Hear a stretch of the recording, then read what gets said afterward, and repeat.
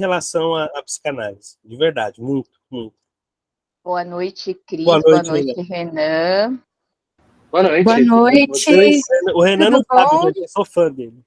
Tudo bem, e vocês? Bom ver vocês depois dessas longas férias. Pois é, saudades. Boa noite. Vocês acharam que passou rápido ou devagarzinho? Passou rápido. Passou rápido, né? Passou? Para mim, acho que é meio a meio, Cris.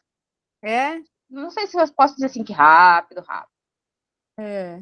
Eu achei que passou rápido. Eu achei que as festas passaram bem devagar, que para mim são uma tortura, e agora janeiro está passando bem rapidinho. Começamos o ano, agora daqui a pouco estamos falando olá, estamos no meio do ano, e daqui a pouco estamos, olha, dezembro outra vez. Boa noite, Kelly. Boa noite. Boa noite, tudo bem? Boa noite, tudo bem com você? A Juliana também chegou, boa noite. Boa noite a todos. O Emerson também chegou, boa noite. Como é que foi aí, final de ano, pessoal? Noite.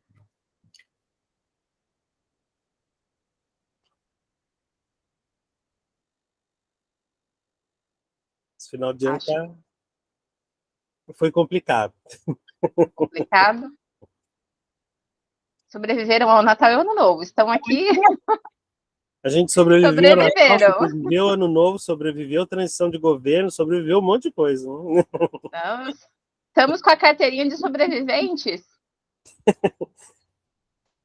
Ganhamos, né? Entramos no dia 1, carteirinha de sobreviventes. Vacina social em dia. O Paulo também entrou, boa noite. Como é que vocês estão sentindo na reta final, C16? Módulo 11 hoje. E reta final? Eu vou para 20. Turma 20. Isso. Não, pessoal, depois vocês podem, olha... Essa palavra é proibida para mim. Reta final, pode... Para. Não fale sobre... Não quero falar sobre isso. Sou resistente, né, Rote? Sou resistente. Sabe por quê? Eu vim da filosofia. Não existe reta final. Não existe. Não vou lidar com isso agora não, né, Roger? Não. Não, depois tem as outras turmas, vocês podem solicitar mudança, para as outras turmas também, mas nós temos esse encontro e mais um enquanto T16. Aí depois podem migrar. Vou para T20. Vou perseguir uma certa pessoa. Tem que ir para T21, então. É 21? 21? Olha, eu li errado. Olha só. Eu vou para T21, então. T21. A módulo aula inaugural foi antes do nosso recesso. E agora é a continuação do módulo 1 na próxima semana. Então, quer dizer que nos nossos encontros aqui da T16, a gente só tem mais um encontro, é isso? Temos hoje mais um, Renan, que é do módulo 12, encerramos o estudo clínico. E também com a aula da T16, nós temos estudos clínicos, 18 do 1 hoje e 8 do 2. Depois as aulas ao vivo, 25 do 1 e 1 do 3. E aí encerramos. Ah, sim, entendi. Não, certo. E aí a gente encontra a Karina de novo lá na T. Aí vocês migrem, estão livres para migrar aí pelas turmas que estão ativas, a T20, a T21, vai iniciar acho que a T22 em breve. Então aí vocês podem se movimentar. Depois tem a T19, tem a T18. Também, se vocês quiserem migrar. Conseguiram ler o caso de hoje, Aninha? Vou dar mais uns 2 minutinhos para o pessoal ir chegando. Se chegar mais alguém, a gente depois vai começando devagarinho. Tá faltando a Ellen, que eu não notei aqui hoje. Não veio a Ellen ainda.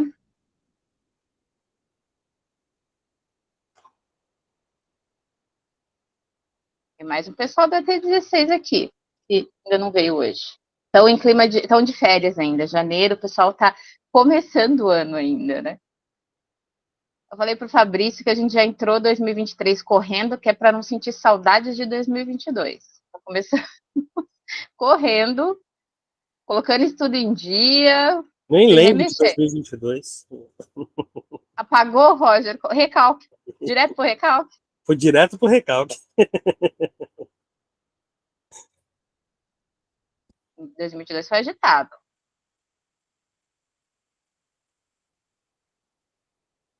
Não, ó, vou te falar. De 2020 até 2022, borracha. Borracha. Eu comecei pegando Covid, né? E bem no comecinho da Covid, ninguém sabia nada. E aí eu internado, o rapaz falando assim, olha, você tá saturando a 72, nós vamos ter que te entubar. Só que deixa eu te falar, se você entubar, você vai morrer. Nossa, pessoa é assim. Eu comecei assim, já. Esse não é um realista esperançoso, né? Esse é Eu falei assim, mas é assim, cirúrgico. pode não te entubar e tentar fazer alguma coisa. O que você prefere? Como assim o que você prefere? Não, né? Reta final não tá, como diz você, na minha. Então, assim, complicado. Sobrevivente social. Tudo bem. Bom, pessoal, eu vou começando devagarzinho para a gente começar as nossas trocas. Quem gostaria de ler? Caso Ana. Deixa eu ver se eu...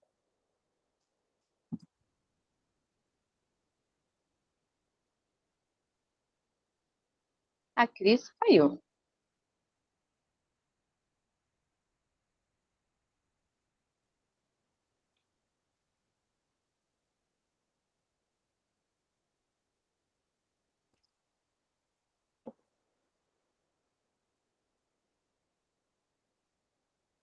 Eu posso ler. Pode ler, Emerson. Obrigada.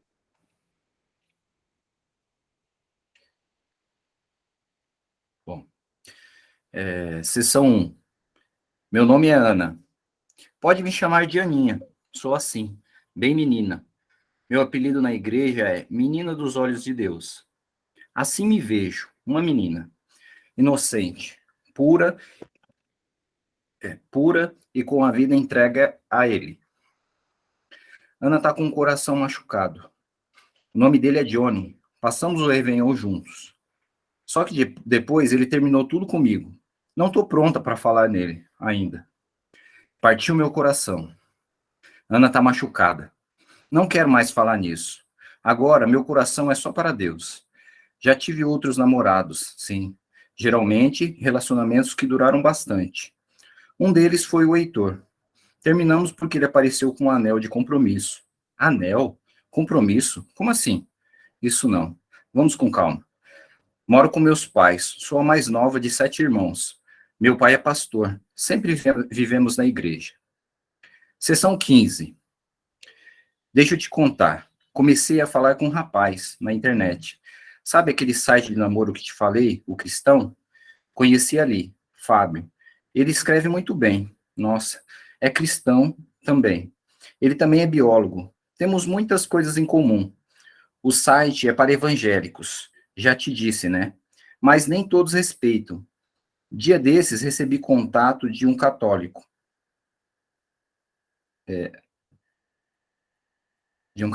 No outro, de um espírita. Poxa, será que eles não entendem que ali é para evangélicos?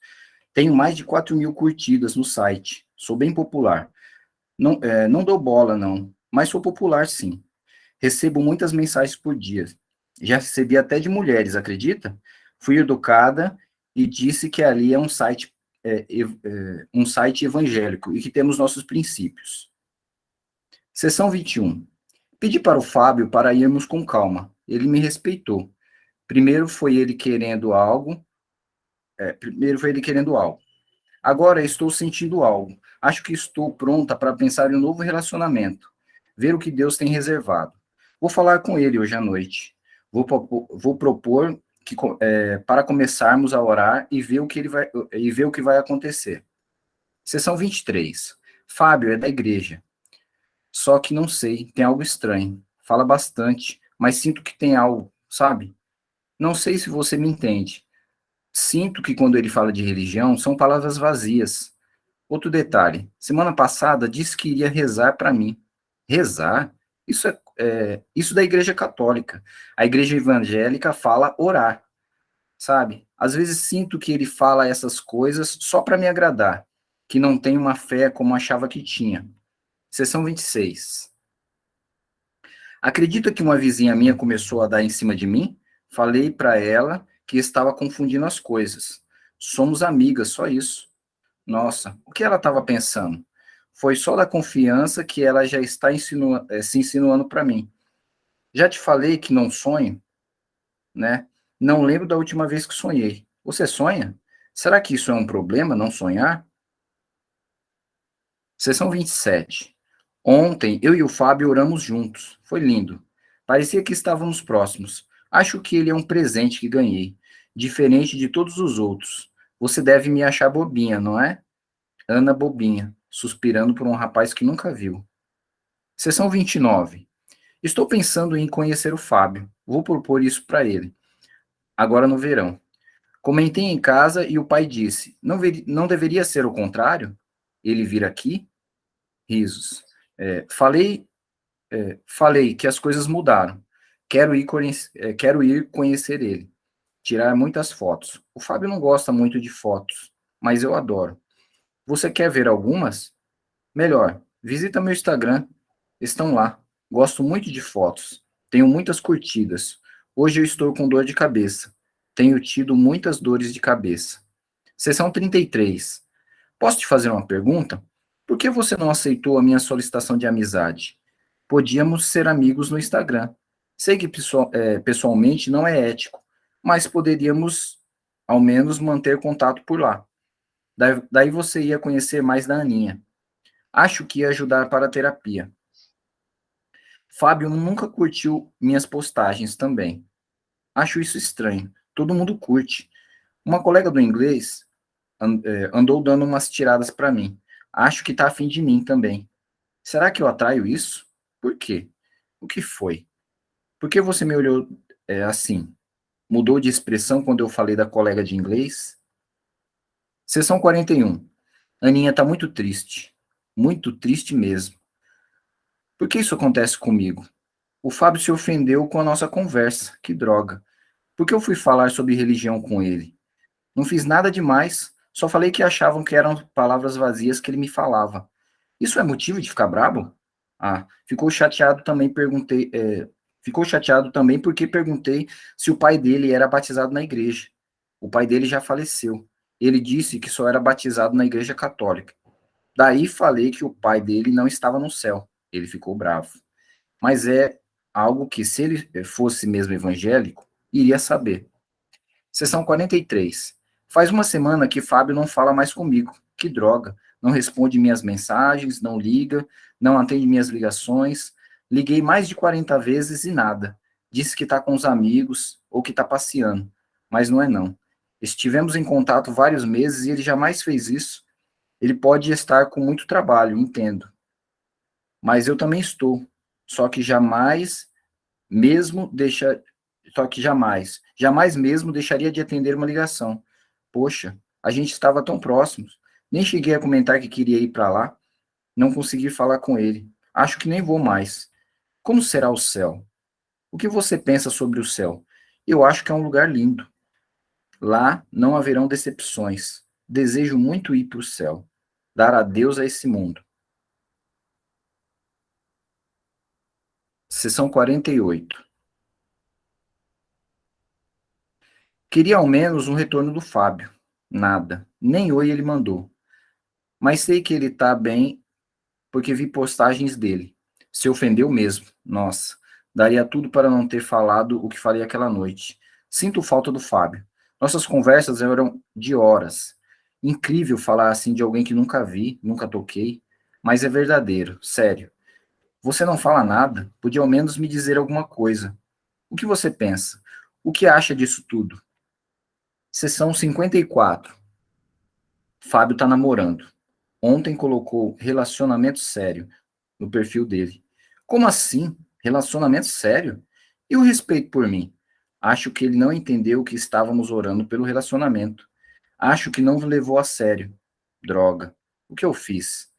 Escrevi parabéns e felicidades ao casal na postagem. Não passou nem 3 meses daquela nossa conversa e agora ele coloca relacionamento sério. Com outra? Como assim? Ontem à noite, apaguei todas as mensagens e os e-mails no WhatsApp que ele tinha me enviado. Não quero mais saber do Fábio. Muito obrigada, Emerson. Esse é o nosso caso de hoje. Emerson, se você quiser abrir, como você leu, pode começar comentando o que você, né, refletindo sobre o caso da Ana, o que você olhou, né? Ela tem muitas verdades absolutas. Que leitura você fez dela? Se você quiser falar. Eita. Emerson? Oi. É que eu apertei alguma coisa errada aqui e sumiu a minha imagem aqui. Mas tá, a minha voz tá... Estou te ouvindo bem. Uhum. Ah. Bom, uma coisa que eu observei é que ela fala nela na terceira pessoa, né? E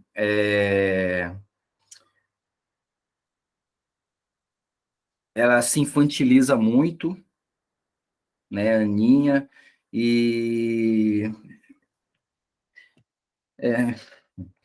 assim até... Eu acabei de sair de um relacionamento e a minha ex-esposa tinha exatamente as características dela. Então, eu acho...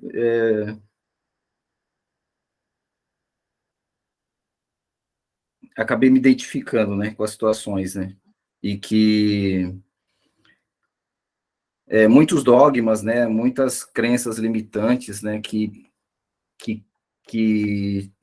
tipo, no caso da Aninha, ela cria por causa da igreja, né, não por causa da igreja, né, por causa das crenças, né, que ela, da religião que ela segue, e acaba atrapalhando no relacionamento e acaba ela ficando alienada às outras coisas e vê que só existe aquele mundo, né? Exato. É a leitura, eu acho que aqui é bem importante, Emerson, a leitura que ela faz da religião. Ela faz. Sim. Né, daquilo que foi apresentado para ela e o que ela construiu a partir dessa leitura. Então, assim, atravessa mesmo, Emerson, quando a gente se identifica, e é importante até que você tenha identificado. Olha, eu me identifiquei, me atravessou. É bom quando a gente consegue identificar que tem um atravessamento que a gente consegue trabalhar e afastar esse conteúdo da escuta. Mas é muito bom você ter eu reconhecido ali a minha identificação em relação. Apareceu, Emerson, você voltou a sua imagem. Tá, só não aparece para mim aqui. Mas tudo bem. Mas nós estamos te vendo. Tá. Então é importante esse reconhecimento para a escuta do analista de quando, olha, eu tenho aqui uma identificação e eu vou ter que trabalhar isso de alguma forma. Mas tem bastante aí verdades absolutas. E a terceira pessoa, ora Ana, ora Aninha. Até parece que, né, não são sobre a mesma pessoa. Será que a gente faz isso também? Sem perceber? Falar de nós na terceira pessoa? Vocês já se pegaram falando na terceira pessoa? O Renan tá ali balançando a cabecinha que sim, tá fazendo um ok. Mas é esses lugares que são nos conhecidos. Mas muito obrigada por ler. Se quiser compartilhar mais alguma coisa, fique à vontade, que a gente está na escuta. Não, só isso por enquanto. Obrigada, Emerson. Muito obrigada. Vamos ver quem é que está de mãozinha. O Renan de mãozinha levantada. Olá, boa noite. Boa noite. Renan, só um pouquinho. Já boa noite para ela e para Simone. E para o Ricardo, para a Sirlene, que também está aqui, o Miguel, que foi chegando aí durante a nossa leitura. Boa noite, pessoal, bem-vindos. Eu estava sentindo falta do pessoal da T16. Boa noite, pessoal, boa noite. Boa noite. Agora sim, Renan. Fica Então, livre para falar. vamos lá. Acho que primeiro, assim, que eu acho interessante sobre isso é que quando a gente olha para a Idade Média, 1400 anos atrás, e você tinha a igreja exercendo um papel opressor, né, sobre a população, E naquela época, os camponeses tinham absoluta certeza que iriam para o inferno, né? Justamente por essa opressão, né? A gente sempre lê isso nos textos medievais, você que também é da área de história, sabe que as sátiras eram sobre isso, enfim. Então, assim, o camponês tinha certeza que ia para o inferno, mas 1.400 anos depois, é engraçado ver como a psique se articula, né, e vai incorporando novos registros simbólicos. E hoje, quando a gente pensa em alguém associado a uma religião de extrema ortodoxia, a pessoa já tem certeza que ela vai para o céu já, e que ela já tem uma cadeira ao lado de Jesus e que ela vai de avião em primeira classe, assim, sabe? Essa é a situação Sim. hoje, que a gente geralmente Estamos vê. no movimento inverso. Exato, então, exatamente. 1.400 anos conferiram a psique uma possibilidade de inversão, sabe? E eu me pergunto como essas coisas acontecem. Então, enfim, hoje a igreja exerce a mesma pressão. Bom, enfim, eu vou falar um pouco da Analisanda antes que o meu discurso se torne cosmopolita demais. Eu já aviso que vai se tornar cosmopolita, então eu vou começar falando da Analisanda. Eu acho, apesar dessa inversão, a igreja ainda exerce certa opressão. Só que, na verdade, a gente viu que os focos funcionais mudaram, né? Então,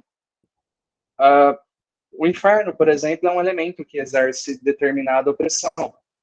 Então, o que você faz quanto a isso? A gente vê no caso da Ana. Ela projeta o inferno. Tipo, não cabe a mim. Então, ela condena todos ao inferno. Ela condena o pai do rapaz, enfim. Isso é um movimento muito comum. Eu falo por empirismo mesmo, porque já estive no meio, já fiz um curso de teologia numa igreja dessas, enfim. E acho isso muito interessante, né? Porque é uma maneira de você descarregar a pulsão também, porque você vai moldando o céu a seu bel prazer. Então é claro que ela quer ir para o céu, ela está moldando o céu, ela está colocando as pessoas que ela quer no céu. Esse é o mote da coisa. E claro que isso a gente não entende como uma experiência religiosa verdadeira. Isso é mais uma questão egóica. Claro, isso não está relacionado com a religião, mas sim com a pessoa, com o papel da pessoa e como a religião perpassa essa pessoa, atravessa essa pessoa. E quando eu falo sobre uma experiência de religiosidade, de religião verdadeira, eu me pego pensando, claro, é um conceito super subjetivo você falar em experiência religiosa verdadeira, mas alguns teóricos estudaram isso e discorreram sobre isso. Jung foi um deles, Joseph Campbell foi um deles, e eu acho muito engraçado que um dos aspectos que compõe essa experiência real que você tem com a religião, Jung e Campbell denominava de luminoso. Então, o que é o conceito de luminoso? É que é uma inspiração que você tem com as características e com a qualidade do transcendente do divino. Sei que parece complicado, mas eu explico. Imagine você, um viking, há 1000 anos atrás, lá no hemisfério norte, observando a aurora boreal. Então ele está lá, e os vikings naquela época, um grupo deles pelo menos acreditavam que aquelas cores e tudo mais eram reflexos, eram brilhos da armadura das valquírias, que buscava a alma dos soldados e levava para Valhalla. Então, ele se inspirava através daquilo, e essa inspiração é considerada luminosa, é um luminoso, é esse tipo de inspiração.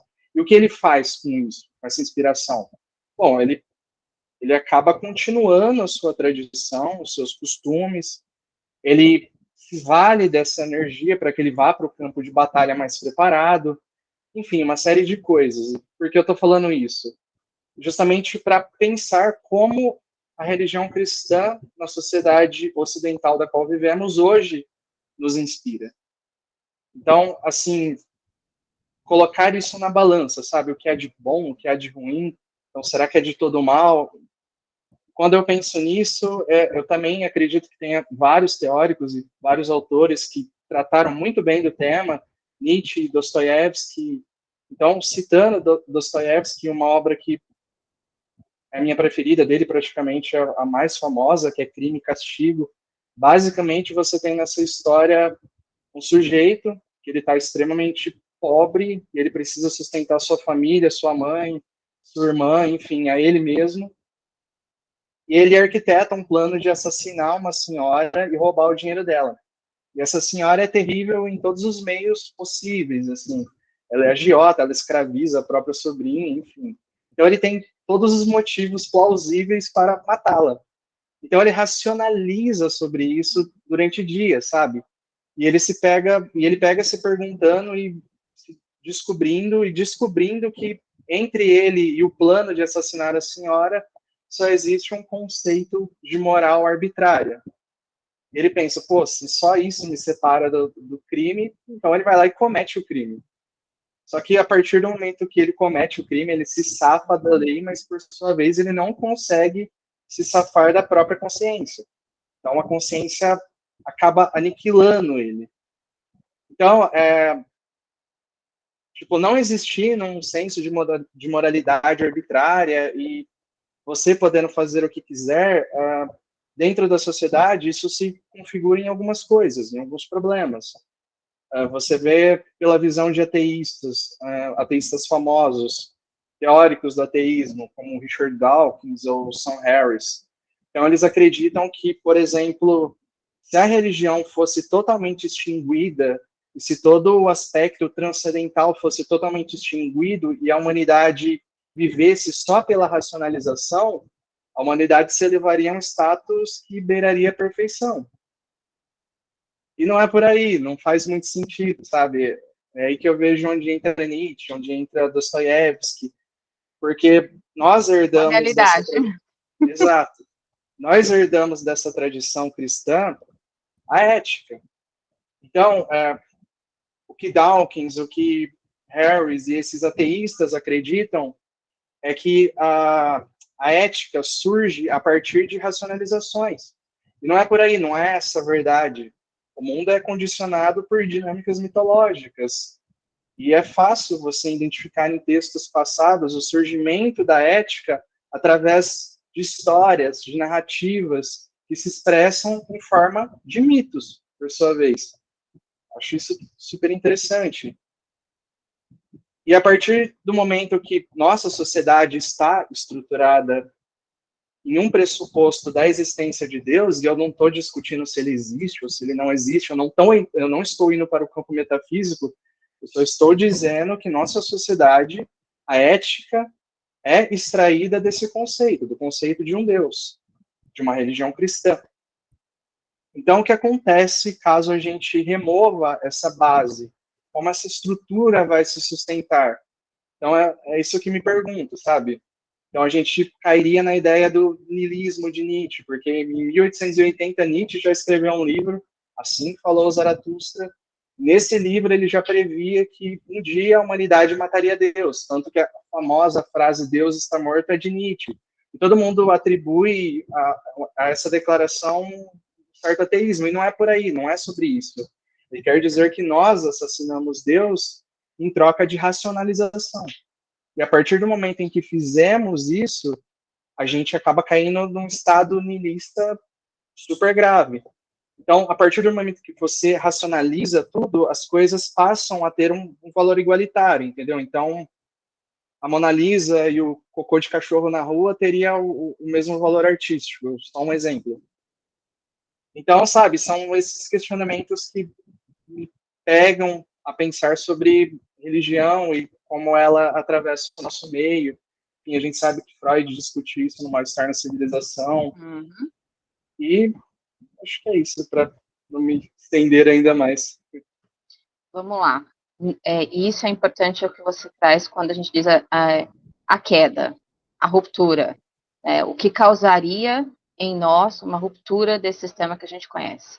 Isso tem a ver com a nossa analisando, não é sobre derrubar ela de lugar nenhum. E eu acho que nem nós deveríamos ser sobre derrubar nada, mas sobre ter uma autonomia em relação às coisas, na leitura que a gente faz de determinadas coisas. Então, não é sobre sair demolindo o conceito que já tem, que tem um grande significado, né, para nós como sociedade, né, como seres de cultura, mas que autonomia a gente pode ter em relação a isso. A gente precisa ver que, por exemplo, a Ana, Aninha, ela é filha de um pastor que introjetou que ela é a menina dos olhos de Deus. Ela se movimenta pela linguagem que foi dada. E ela aprendeu a fazer a leitura de si pela linguagem que foi dada. Né? Mas aonde ela está nessa linguagem? Quem ela quer ser nessa linguagem? Então é sobre não derrubarmos ela desse lugar, onde a gente vê que tem um superego bem atuante, muitas fantasias. O princípio da realidade ali opera diferente, né, no meio da fantasia, mas sobre onde ela está no discurso. A partir mesmo, né, além da identificação e da introdução, quem ela é? Ela quer ser mesmo a menina dos olhos de Deus? Ou talvez a Ana é sobre ela e a Aninha é sobre a menina dos olhos de Deus, que ela introjetou um conceito e que ela vive duas pessoas dentro Exato. dela. Então não é sobre derrubarmos o sistema. É o que me pega perguntando, sabe? Não agora, Sim. ainda não estamos prontos. Cara, se a menina quer montar o céu dela e levar as pessoas que ela quiser para o céu, tudo bem, se é o desejo dela, então que seja. Mas que seja a escolha dela. Exato. quem ela vai pôr nesse céu. Exato, quem sou Então eu para falar? Eu acho que é muito sobre o quanto a gente consegue participar na própria neurose. Não é? Então, acho que é aí que a gente, participando da nossa neurose, que a gente vai ganhando autonomia em relação a ela. Exato. Eu posso construir o meu céu e o meu inferno, mas me deixem ver quem eu vou pôr neles, mas por mim, e não porque me foi sugerido que deveria ser assim. Ou, por exemplo, quando ela traz, olha, seu pai não está no céu porque foi me ensinado assim, assim, assim, que ele não estaria lá. Ela não usou, ele está no inferno, mas assim, ela contorna para dizer, olha, se ele não está no céu, né, ele está no inferno. Então, assim, é sobre essa autonomia de eu não me movimentar apenas sobre aquilo que me foi me dito, mas o que eu penso em relação a isso? Como é que isso faz sentido para mim, como pessoa, como ser singular, inserido num meio coletivo? Claro que tem, né, uma identificação enorme, como diz ali o Freud, né, no Psicologia das Massas e Análise do Contágio, né, que a gente vai passando tudo, todas essas emoções e sentimentos, vamos nos identificando, mas quem ela consegue ser com autonomia nesse meio? Então, eu me pergunto, sou eu a querer racionalizar as coisas? Então, eu que me tornarei o Richard Dawkins da coisa? Eu não quero ser ele. Simplesmente eu quero que ela seja... Claro, a gente nota que há uma disfuncionalidade, porque ela não teve, por exemplo, a sensibilidade de dizer ao rapaz que algo sobre o pai dela que daria algum conforto. Pelo contrário, ela jogou o pai dela direto no inferno. Então a gente vê que ainda existe uma questão de disfuncionalidade social. Então, eu não sei se a psicanálise é de interesse da psicanálise que essa pessoa funcione melhor em sociedade de alguma maneira, sacrificando, por exemplo, esse tipo de crença que é extrema, ou não. Ou se ela deve manter isso, sabe? Isso é o que me pega. Renan, como mera mortal, o que eu acho? Tá? Não acho que o racional dê conta de tudo. Vai falhar. Vai faltar. Não acho que chegaremos a esse nível em que consiga. Pelo menos não a nossa geração. Vamos lá deixar claro esse momento que a gente vive, né? A nossa vivência agora, não chegaremos a ter um racional que dê conta. E não sei se seria saudável ser só sobre a racionalização e não sobre as coisas que também nos colocam em dúvida, que nos fazem duvidar das coisas e buscar por outras. Então, acho que o racional nunca dará conta. Por isso que é preciso que a Ana se construa a partir da própria fala. E que ela encontre, sim, os seus meios racionais, mas o seu sentir em relação a onde ela está. Né? Então, não acredito que o racional dê conta. De verdade. Porque eu penso também que a disfuncionalidade, uma hora, vai acabar pegando na vida dela. Ela vai entender que não é bom para ela. Provavelmente ela vai chegar a essa conclusão, porque não é possível que ela se mantenha disfuncional e atraia para ela desafetos. Sei lá, acho que eu penso por esse caminho. Acho que um dia ela vai ter consciência. E se vocês notarem, a construção que ela faz ali, ela não traz aquilo que ela vê de errado nela. A gente tem uma pessoa que tem medo do inferno. Como é que eu posso assumir as minhas falhas? Porque vai que eu escuto alguma que me leva direitinho para lá. Como é que eu me reorganizo? Então, assim, ela precisa confiar naquilo que faz e vive e sente, para conseguir verbalizar o que, de fato, ela talvez queira dizer que não concorda com determinada pessoa na igreja, ou com o próprio pai, ou com a mãe, ou com os irmãos, mas como fazer isso sem ir para o inferno? Então, a Ana e a Aninha são duas pessoas que estão dentro de uma que talvez seja necessário para sobreviver psiquicamente ao meio que ela está exposta. Pelo Sim. menos por enquanto. E a gente percebe que ela projeta muitas coisas. Ela está sempre sendo encantada, enfim, é essa a questão, entendeu? Porque a partir do momento que eu projeto isso, então eu lavo minhas mãos acerca disso. Então eu já não estou condenado ao inferno, pelo contrário, eu estou alheio a ele. Eu acho que seria isso. É muito bom, é muito bom. Eu vou chamar a Ellen, depois tem o Roger de mãozinha levantando. Oi, Ellen, boa noite. Olá, boa noite, gente. Quanto tempo? Nem tanto. Um mês depois, né? Sim. Quase, se não foi, é quase. Esse recesso foi mais ou menos, né? Que tinha ainda os movimentos da escola nossa, enfim. Bom, muito bacana sempre ouvir os nossos colegas, né? A gente, mesmo quando eu mando um áudio no WhatsApp ou um texto, não é a mesma coisa do que aqui, né? Nesse momento que a gente troca ideias, e sempre as perspectivas diferentes são muito boas, né? Eu fico ouvindo aqui porque é legal que não coincidem as nossas ideias, e aí a gente soma um monte de ideias, né? Eu sempre gosto dessa parte mesmo. E da Ana, como sempre, eu leio, não escrevo nada, e parece que depois que as ideias surgem, né? Pelo menos talvez por ser textual.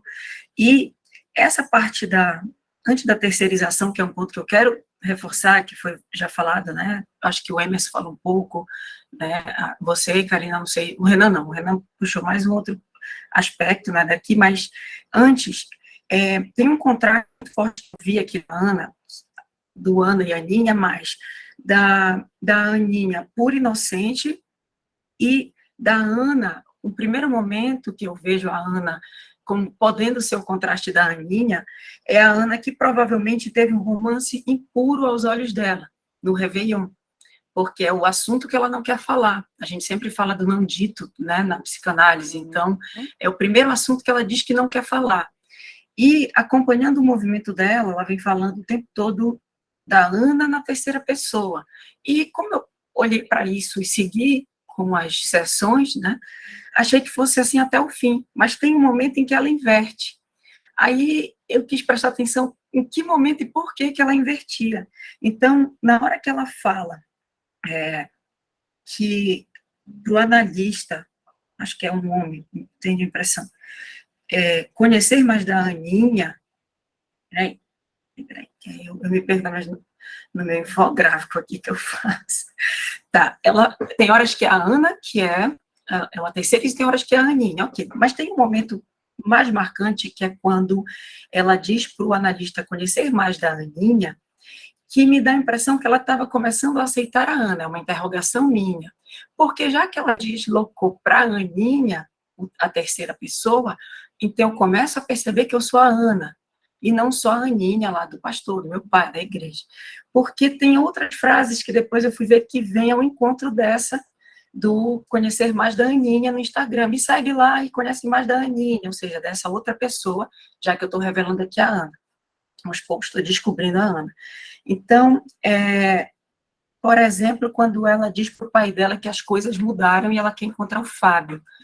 As coisas mudaram não parece muito um discurso da pessoa, da Aninha, porque a Aninha segue né, os preceitos ali cristãos e principalmente, né, evangélicos, que ela até coloca como cristão é evangélico e ponto final, né? Até porque vários cristãos se aproximam e ela, não, é evangélico, e eles não estão entendendo que estão no lugar errado. E as dúvidas sobre o céu, para mim, também vem ao encontro disso, quando ela começa a perguntar, porque já que ela falava o tempo todo de céu e inferno, mandar alguém para o céu e o inferno, que é um contraste, mas a Ana e a Aninha, que também é um outro contraste, né, o conflito dela, mas ela diz coisas como, vai conhecer a Aninha, então agora é uma outra pessoa e não mais eu, e que as coisas mudaram e dúvidas sobre o céu, me parece a Ana se revelando para ela mesma, nesses enunciados, né, que ela talvez ainda não tenha nem se apercebido ali.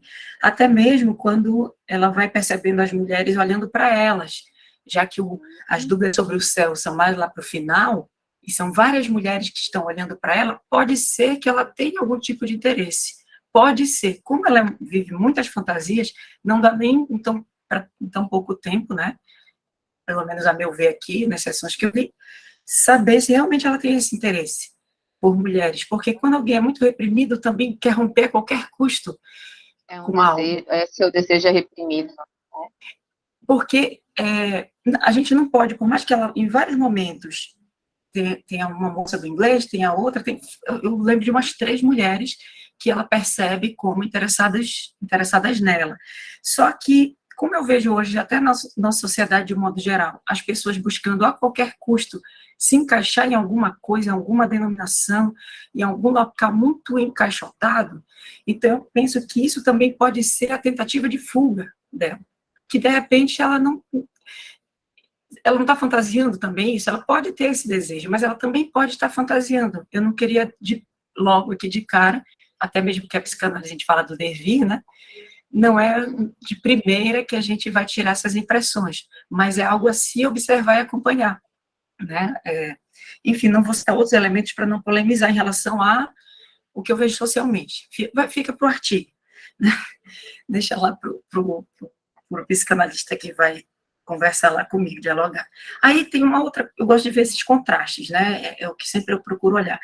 Ela foge do Heitor, porque ele quis compromisso, mas ela se irritou com a fuga do Fábio. Uhum. Ela desrespeitou o Fábio, mas para ela não. Ele que estava desrespeitando o sentido do evangélico, né? Do evangelho. Mas o Heitor tentou se aproximar com compromisso. Eu não estou nem indo para o mérito se ela gostava do Heitor ou não gostava do Heitor, gostava do Fábio ou não gostava do Fábio. Mas a questão é, esse contraste do compromisso, já que ela ainda não sabe se ela quer ser a Aninha sempre próxima ao pai dentro da igreja, ou a Ana que dá vazão aos seus desejos, às suas pulsões. Né? Então, por isso coloquei aqui, fugiu do Heitor, se irritou com a fuga do Fábio. E aí tem uma última coisa sobre esse mesmo ponto, que ela ama, me parece, muito mais do que a fantasia, o que ela idealiza, o que ela não pode ter, ela ama muito mais, ama o amor e não as pessoas em si, o que está acontecendo. Talvez como o Heitor quis o compromisso, quebrou a fantasia dela. Não, ela queria, era outra idealização. E o Fábio, já que mais complexo, a distância, e ela já construiu um mundo mágico, nós oramos por nós e ele não entendeu, essa idealização talvez faça ela realmente amar mais o amor e não a pessoa, né? E para se manter naquele lugar, entre aspas, de conforto que ela já está junto ao pai, né? E os outros todos vão ser conflituosos, até se ela de fato se interessar por mulheres. Vai ser conflituoso porque a Ana vai ter que ter um novo posicionamento dentro do que ela aprendeu até esse momento, né?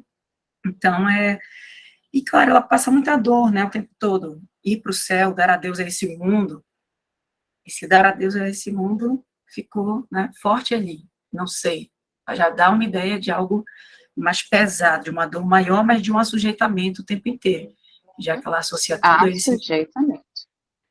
Né? Então... e aí as dúvidas do céu começam a aparecer, as dores de cabeça, e eu posso falar de dor de cabeça porque quando eu começo a pensar muito sobre as minhas análises, o set, na verdade, após, é que está me incomodando dor de cabeça. Então, eu imagino que, opa, estou me entendendo aqui, então começa a doer a cabeça. Então, eu sei como é difícil, o Renan trouxe aí um histórico muito interessante da questão religiosa, e não sei as famílias de todos aqui, mas acho que eu sou dos anos 80, né? Antes disso, a forma como a minha família veio, os preceitos todos da minha família, os valores, são muito ligados à religião e à igreja, né? E até conflito da ala que era evangélica, da ala católica, enfim, eu até enxergo um pouco do que ela viveu aí. Mas, por coincidência, antes de ler esse estudo clínico, eu falei na minha análise, na anterior, que de uma situação que eu passei dessa com a minha colega, foi até interessante ler aqui isso do rezar e orar, porque eu tenho alguns amigos da Igreja Batista que são até mais próximos, similares à Igreja Católica, e eu, por mais que seja de uma família católica, eu me vejo cristã. Eu transito muito mais, né, a meu ver, né, me vejo dessa forma. E eu falei para ela carinhosamente sobre rezar por ela, por uma situação que ela estava passando, e ela falou, tá, eu vou orar por ti, algo assim, naquele momento eu senti um pouco, naquele contexto ali, uma afronta, porque aquela é uma situação que eu estava entregando um carinho, e parece uma correção, né? Aí eu, poxa, tudo bem, eu corrigi, eu orar, ajeitei, mas não me senti bem porque é mais um costume da família, a palavra. E a gente está numa sociedade hoje que macula muito as palavras. E eu termino por aqui, eu penso que eu vi também muito isso. Ela não entende o que está acontecendo, tem um sujeitamento, tem uma cultura, mas tem pessoas querendo dar amor, tem situações acontecendo, a Ana ainda não está enxergando porque está maculando não só conceitos, mas palavras e vivências, né? Taxando a palavra. Mas, poxa, se o rezar para mim é carinhoso, e o orar para você é carinhoso, tá ótimo o rezar e o orar. Não precisa a gente firmar e né, estabilizar, fixar nenhum deles. Mas essa é a minha percepção. É isso. Tem um link para vocês aí, ó, no chat, que a escola compartilhou, do professor João Paulo, Psicanálise e Religião.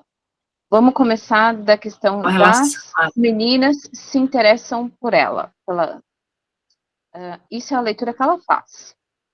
Né?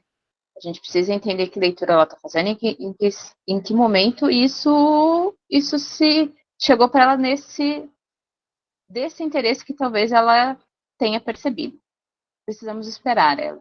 Não dá para provocar ela agora e derrubá-la daí, dizer para ela que tipo de interesse você tem aí, ou o que essa pessoa é para você, ou entrar ali de provocando de patrola, porque a gente tem uma pessoa que tem muito medo de errar. Então, é preciso esperar que ela mesma fale sobre isso e entenda qual a posição que ela está tendo em relação ao interesse que ela está vendo. E, de fato, pode ser um desejo reprimido e ela vai ter que lidar com ele se isso vier. Né? Então, esperar. A gente vai precisar muito das próximas sessões em relação na questão da sexualidade. Né? Para que ela trabalhe e nomeie a própria sexualidade para ela mesma.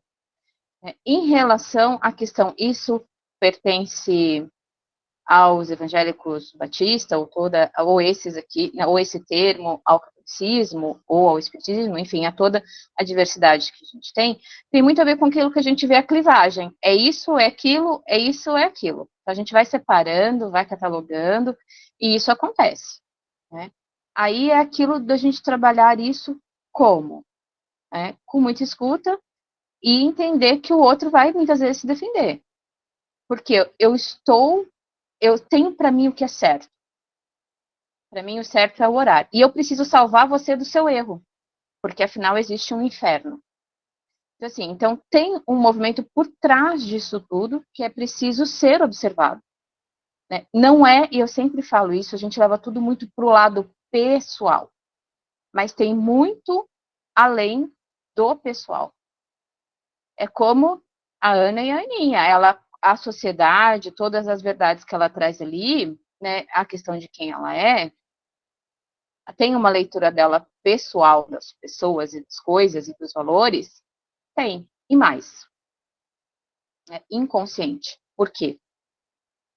Onde é que ela busca chegar com validação? Porque é o que ela faz nas redes sociais. Eu tenho X seguidores. Segue lá. Vem me conhecer. Por que não dá para conhecer no presencial? Por que o que ela mostra nas redes sociais é tão diferente do que ela traz no setting? O que ela tem para mostrar lá que isso não chega? Eu gosto de fotos. O Fábio não gosta, mas eu vou tirar um monte de fotos. Qual a percepção da Aninha em relação ao outro, ao limite do outro? Como é que ela faz essa leitura até onde eu posso ir com o outro, até onde eu considero um respeito ao que é individual do outro? Ele não gosta de fotos, mas eu vou tirar um monte porque eu quero curtidas, eu quero mostrar. Cadê a leitura que ela faz do outro, de quando o outro impõe um limite? Então, tem muito princípio da realidade para ela caminhar e desconstruir muito do que ela acredita ser. Isso é um caminho. preparem a escuta. E hoje a gente vai falar também em relação à escuta e essa divergência que nos afeta. Por exemplo, um analista que vem de uma origem, né, de uma família católica ou de uma família evangélica, que vai atender, por exemplo, um candomblessista, um umbandista. Onde é que a gente coloca tudo isso? Fora do setting. Né? Porque essa diversidade de religiões existe no nosso país e muito. Então, hoje é um lugar para a gente pensar que aquilo que eu creio, as minhas crenças, ficam fora da escuta. E isso não é negociável para nós. E pode nos atravessar, sem dúvida. Mas a gente tem que manter isso fora das provocações, analisando. Nós não podemos salvar ele da própria crença, porque talvez é diferente da nossa. Então, isso é um lugar que a gente tem que ter muito cuidado de onde a gente parte, né, das nossas religiões para escutar a outra, e o cuidado, desse mesmo cuidado que a gente tem, ela em relação, quando essa correção, rezar ou orar, né, eu preciso salvar essa pessoa porque ela vai para o inferno. A nossa função como analista não é salvar ninguém do inferno. É talvez trabalhar aí, olha, porque pode ser que eu vá. Eu vou ter que lidar com isso. Né? Então, são significantes diferentes, né? Diferentes. Eu vou dizer para você que todo mundo aqui é psicanalista, então a gente vai ter que se relacionar, se houver um inferno, de uma forma diferente, só para vocês descontraírem. Mas, assim, é sobre isso, é sobre conseguir trazer essa neutralidade na escuta, para que ela apareça na provocação. A gente fala muito de neutralidade, mas não é uma neutralidade em palavras. Se ela não estiver na escuta, vocês não vão conseguir converter ela em palavras. Quando vê, vocês estão tentando salvar a Aninha do inferno. Então, isso é um lugar de escuta que a gente tem que tomar muito cuidado. Muito obrigada. Ellen, se você quiser trazer alguma coisa, pode. Não, muito bom. Era isso. É isso mesmo. Eu só falei dos significantes, né? Que a gente acaba... Tem que sempre entender que os nossos significantes são diferentes para qualquer palavra, conceito, percepção, né? Enfim, são diferentes. E o que é difícil para nós, Ellen, em relação aos significantes diferentes, isso eu digo nós, de uma forma geral, é não chocarem. É a gente conseguir fazer com que eles convivam. Eu acho que é uma das nossas maiores dificuldades em relação a hoje, e eu não digo só no set, mas na vivência, é de conseguir entender que aquele significante é daquela pessoa e que eu tenho meio que não necessariamente a gente precisa brigar por ele. Né? E não precisa ser um choque entre eles. Conseguir caminhar por eles, fazer os ajustes que eu preciso fazer no meu e aceitar o do outro. Que também é muito difícil hoje em dia. E isso vai afetando nós que trabalhamos com pessoas, a sociedade, a organização que está ali, nós que temos esse olhar analítico, se preparem, porque somos afetados o tempo todo em relação ao lugar que nós nos colocamos de escuta, né, as escolhas que fazemos. Então, se preparem aí para esse social que chega na fala, na associação livre. Muito obrigada, Ellen. Muito obrigada. Vou chamar o Roger, que está de mãozinha levantada. Roger. Estão me escutando? Perfeitamente. Dessa vez eu consegui. Tudo bem. De primeira. Eu vou falar pouco, porque os colegas já falaram bastante e foram muito felizes em suas colocações. O que eu percebi das coisas que ainda não foram faladas, eu acho, ela tem uma clivagem religiosa muito grande, né? Pessoalmente falando, não entrando na questão religiosa, porque não é essa a nossa questão, que a religião é um movimento social transferencial, né? E isso é pessoal. Mas para ela tem uma clivagem, um peso muito grande. Sim. Nas decisões que ela toma. E principalmente a religião tem uma repressão muito grande do desejo dela, né? Lógico que é muito cedo a gente falar de desejo. Eu ia falar justamente dos pontos em que da fantasia dela se sentir observada por mulheres, né? Talvez essa fantasia seja mais dela do que das pessoas que a observaram, mas não podemos adentrar ainda porque é muito cedo para falar disso, mas mostra uma percepção fantasiosa em relação a mulheres dela, né? É uma percepção dela. e que talvez isso faça também ela separar a Aninha da Ana, né? A Aninha tá lá, ela é a de Deus, né? E a Ana sou eu, aqui, os meus desejos que eu não posso dar voz porque eu posso ir para o inferno. Então você vê que o medo é o que permeia a Ana, né? E também eu vi muito nela também uma necessidade de controle. Essa necessidade de controle dela, não só quando ela fala do Heitor e do Fábio, né? Porque ali você percebe que quando ela fala do Heitor, ela foge do pedido, mas ela foge do pedido porque ela não está no controle, não veio dela, veio do outro. É uma decisão do outro e não dela, né? Então ela não tem controle sobre isso. E a fuga do Fábio também é uma falta de controle, porque ela não controla essa fuga. Então dá para perceber aí movimentos de controle, além daqueles que você já falou, que não há necessidade de repeti-los. Então eu acho que o principal fator dela é o assujeitamento religioso contra o desejo dela, que ela nem olha para o desejo por conta do medo e dessa opressão, e a fantasia. Eu acho que a fantasia que ela vive, tanto religiosa e não religiosa, acabam oprimindo ela nos dois pontos, tanto na Ana como na Aninha. Acho que, resumidamente, eu acho que as minhas percepções básicas são essas. Boa, Rogério, a fantasia é bem presente. E aí fica aquela provocação, analista, será que de fato ela quer um relacionamento?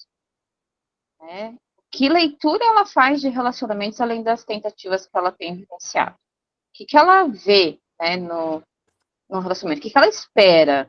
Porque a gente teve uma pessoa que foi rápido demais, e a gente tem uma outra que deixou ela pelo caminho em que ambas a incomodou. Né? Então, assim, que leitura ela faz de relacionamento? Se a gente notar, ela traz toda a vida dela, da Ana e da Aninha, mas a gente não tem referencial familiar. Além daquela primeira sessão que eu sou filha do pastor, não tem. Ela não traz a família, mas eu acho que Não o não traz, trazer né? a família é justamente porque a repressão começa ali. Então, Eu não posso falar dele. eu não posso falar disso. Eu não posso, porque existe uma punição. E aí a gente nota o superego atuando. Não posso, porque é a minha família. É o meu pai, é a minha mãe, são os meus irmãos. Eu não posso. A resistência dela é nítida que é a família, dá para perceber muito nítida. Aí você vê ali uma demarcação do superego, ó, não fala. Né? Punição certeira. Então, Ali assim, é algo que é difícil você implicar, é algo que ela tem que trazer. É difícil você chegar é e tentar difícil. trazer. Fala do seu pai, ali é complicado. Ou fala não, ali eu acho que tem que ser devagar, tem que esperar deixar ela trazer, porque é ali que está o problema e é muito conflituoso.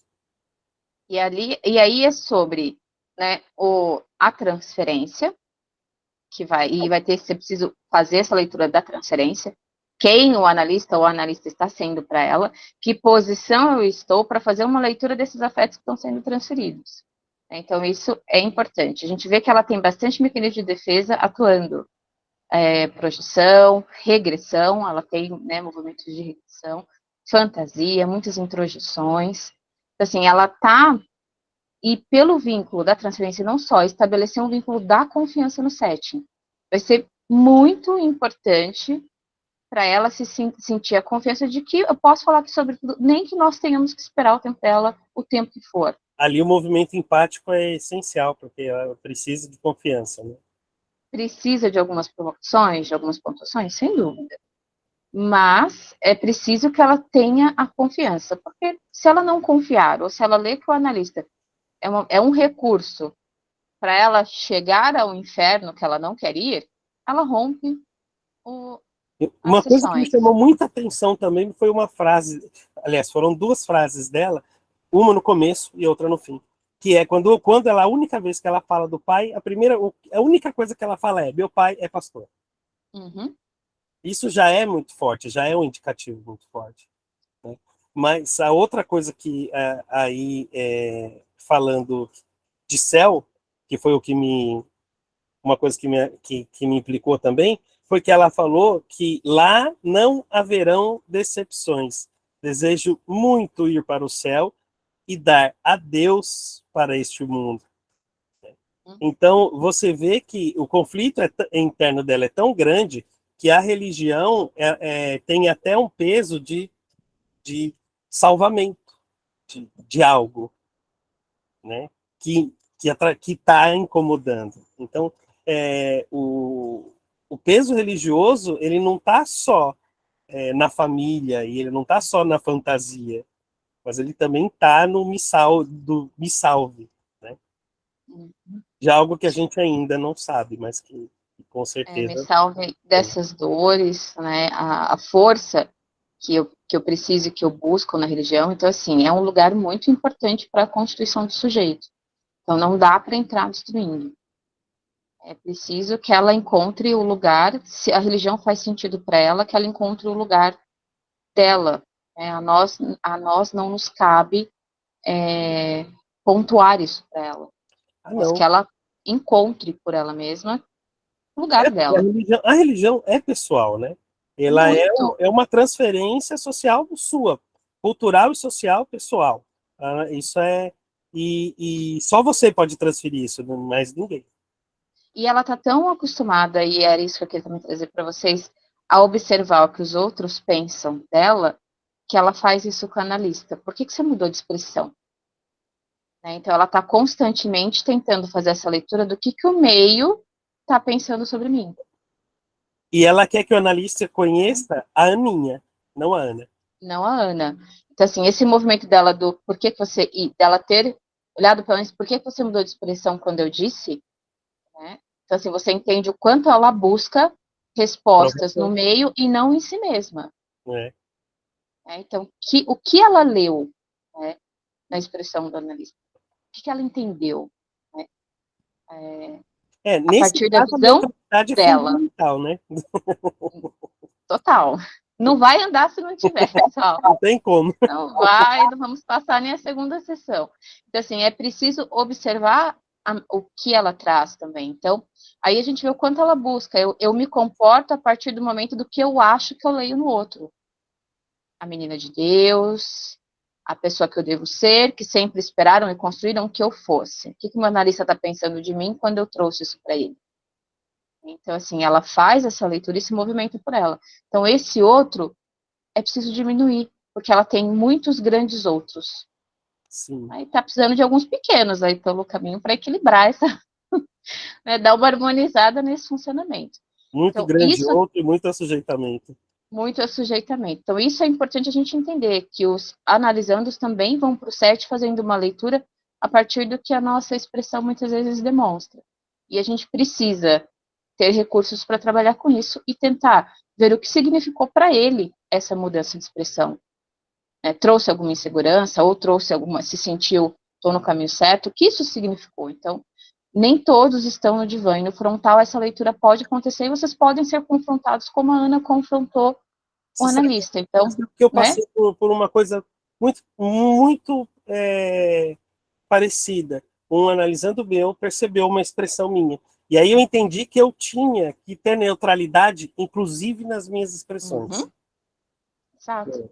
Porque essa busca acontece, né? Assim, fui aprovada ou reprovada no analista. Então, essas leituras também eles fazem e a gente precisa trabalhar com elas, porque por mais que a gente tente ser de cera, em algum momento isso não dá, essa cera derrete, a gente vai ter que trabalhar isso que veio ali no SESC. Não, mas nesse ponto eu tenho a melhor professora de todas para neutralidade. Você. É uma tentativa, é um dia após o outro, Roger, é uma construção. Todos nós podemos falhar. Toda vez que eu penso em neutralidade, eu lembro, a Karina. Mas podemos falhar. Confiem em vocês. Eu também falho. Eu também posso errar na neutralidade se vier um conteúdo que me atravessa, que eu não conheço. Né? É bem desse lugar do humano mesmo, de que ninguém escapa e a gente não está seguros o tempo todo. Não tem como. Não tem como. Mas é o próprio caminho de vocês, mas a gente vamos tentando. Eu acho que eu sempre falo que a vida acontece na tentativa e eu acredito nisso. Eu acho que a gente tentando, reajustando rotas, se observando, se escutando, reconhecendo aquilo que é nosso, a gente vai conseguindo trabalhar um pouco diferente. Mas vamos indo. Obrigada, Roger. A Simone está de mãozinha levantada. Kelly, a sua mãozinha também estava, eu não lembro se era depois da Simone. Baixou ou você baixou ela? É depois da Simone? Tá. Simone, pode começar com a gente. Bom, Karina, respondendo ao seu boa noite ao vivo, né? Boa noite, que eu estava de microfone fechado aí. Boa noite aos demais colegas. Vocês estão me ouvindo? Porque a minha internet está meio ruim, tá? Qualquer coisa aí vocês me falam, porque está dando um eco, está sumindo, tá? Falar depois de vocês é uma grande responsabilidade ou uma grande ousadia, mas eu vou tentar. E pegando a fala do Roger aí sobre o céu, eu já vou fazer uma grande tentativa de me levar para o céu, e se eu conseguir, eu vou me sentir muito feliz. Então, eu não vou tentar salvar mais ninguém, levar ninguém comigo, não. Se eu conseguir, já está muito bom. Nessa questão do céu, eu nem tinha me dado conta, até esse caso clínico, o tanto que eu fantasio que o céu é um lugar legal, um lugar bastante interessante, porque eu tenho uma expressão de vida que eu nem percebi isso, e agora vem assim, né, uma cachoeira, né, de insights, né? Quando eu estou diante de uma situação bacana, legal, que deu tudo certo, ou então alguém me sinaliza algo assim, eu respondo imediatamente, nossa, mas isso seria o céu de porta aberta. E eu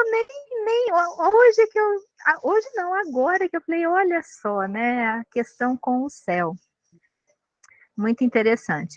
Mas a minha fala aqui vem de uma fala da Ellen, né? Ela falou lá e eu peguei o gancho aqui, segurei a corda, quando ela citou a situação da Ana, da Aninha, que em relação às mulheres que ela acha que estão interessadas nela, né? Sempre ela coloca aí algum contexto assim, e é isso, né?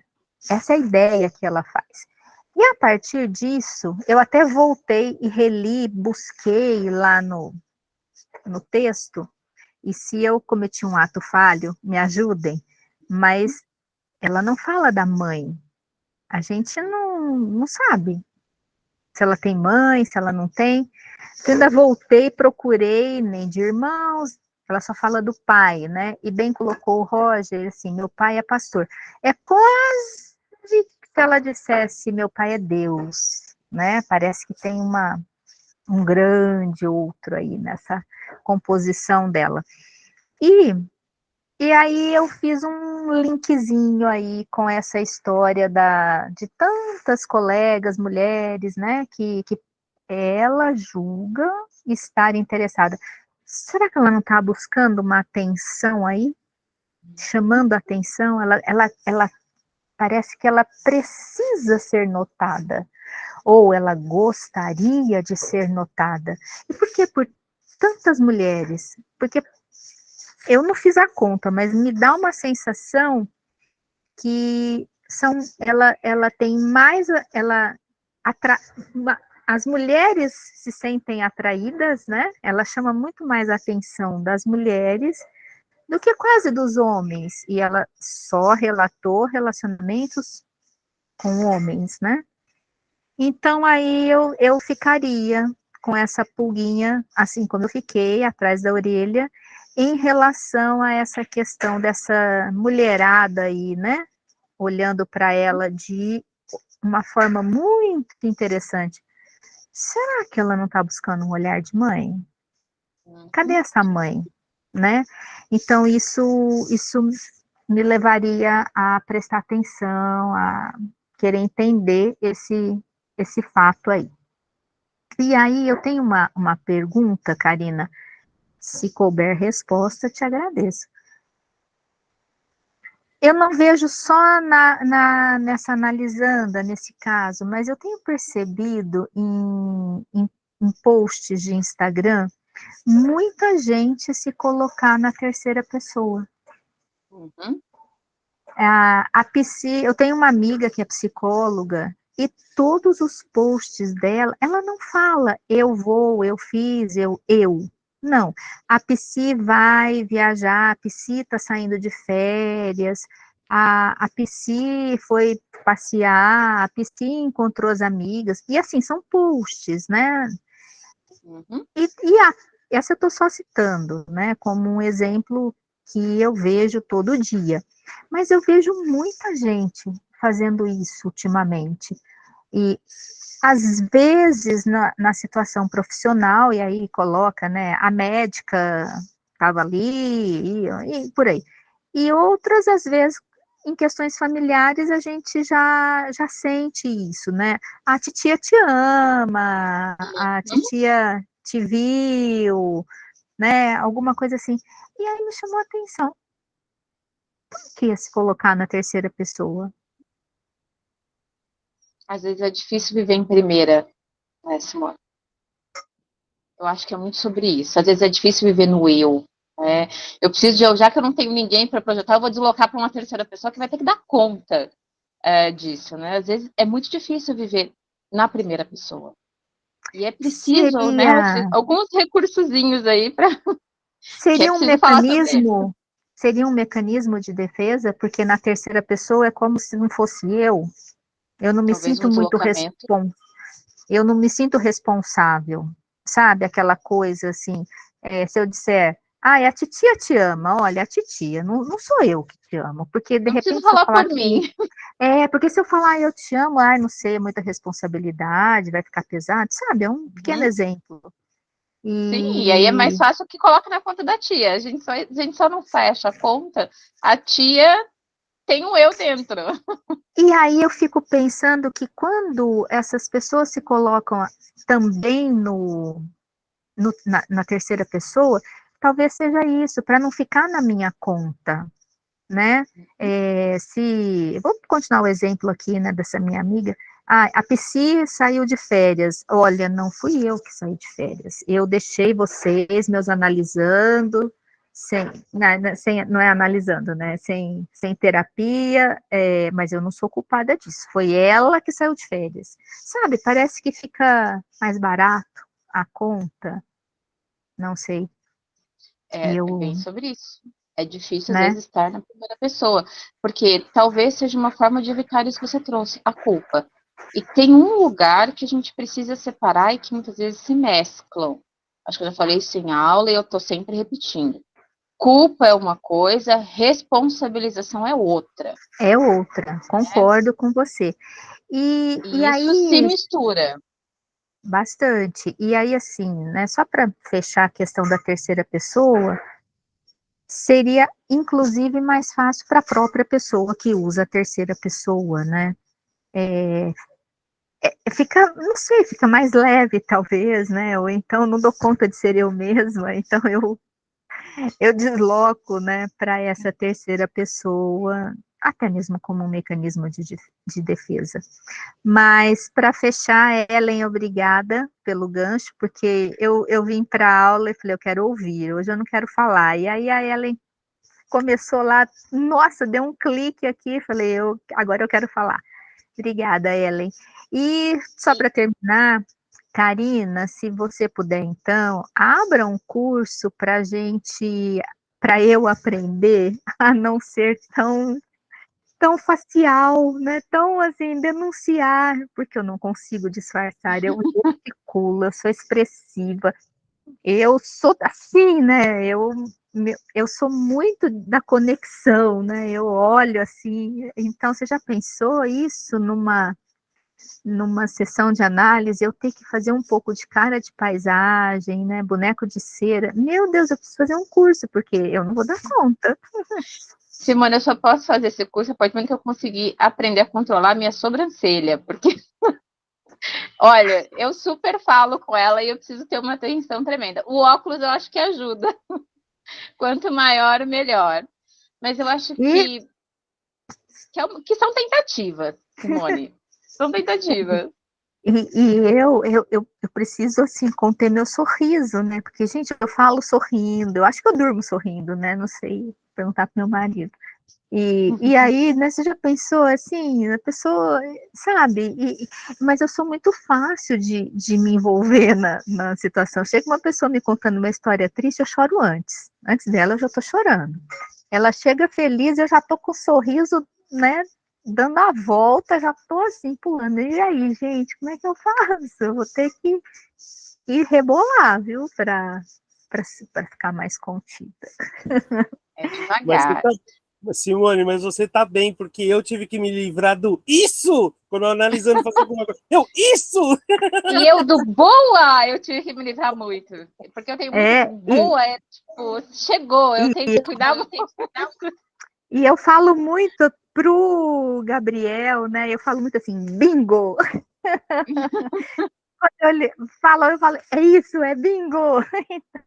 Então, gente, olha, é um curso à parte, mas eu queria deixar mesmo para reflexão essa coisa, né, da terceira pessoa e por que ela tem essa necessidade, talvez, de expressar que ela rouba, ela retém essa atenção do público feminino. E aí eu ponho um ponto de interrogação, onde é que está a mãe nessa Uma boa história? observação. Que a gente está olhando que talvez possa ser em relação à fase genital, mas seja muito mais sobre a oralidade. Então, né? Exatamente. E falando em oralidade, esperar. meu artigo não poderia deixar de ser de outra fase que não fosse a fase oral. Muito bem, Simone. Muito bom, Simone, obrigada. Eu vou chamar a Kelly. Obrigada a vocês. Depois o Ricardo, o Renan e a Ana. Boa noite. Na realidade, eu tinha levantado a mãozinha e aí eu mesma tirei, porque os colegas já tinham falado muitas das coisas que eu ia falar para mim não tornar repetitiva, mas já que eu fui chamada... Já que essa analista aqui fica cuidando das mãozinhas, tirando a minha escolha da mãozinha... Não, mas eu acho que ressoa muito com o que todo mundo falou, acho que faz muito sentido, e para mim também o que pegou foi justamente esse cuidado que a gente tem que ter, porque a gente vem com um discurso religioso, mas a gente podia vir com outro discurso também, muito com certezas, que é o que dá o contorno para a pessoa, e realmente desconstruir esse lugar é o nosso trabalho de alguma forma, mas com muita delicadeza, porque a gente sabe que a pessoa não tem outra mão para estender, a não ser aquelas que ela conhece, né, para poder se sustentar. Quando a gente fala de uma mão, não é para o outro, para ela mesma, né. E então a delicadeza da gente desconstruir esse lugar e sempre ir com uma neutralidade da ideia de que sempre é a interpretação do outro, né? É sempre sobre o que o outro vê a partir daquilo, que é religião para mim, acho que bem o Roger falou, não é para os outros que aqui estão, e não é muito do discurso, talvez, nosso, quanto função de analista, tentar encontrar um meio para que ela possa se haver com essa religião, mas é até ela mesma que tem que nos dizer em algum momento que quer se reaver com isso, né?